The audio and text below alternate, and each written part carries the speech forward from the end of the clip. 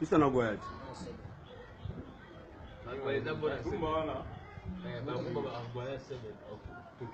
Ça c'est bon ça.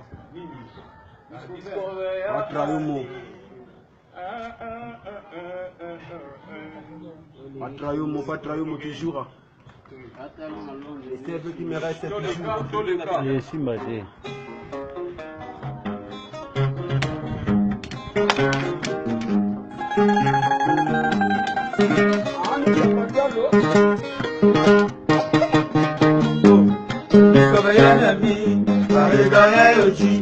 Toujours frappé dans mon cœur.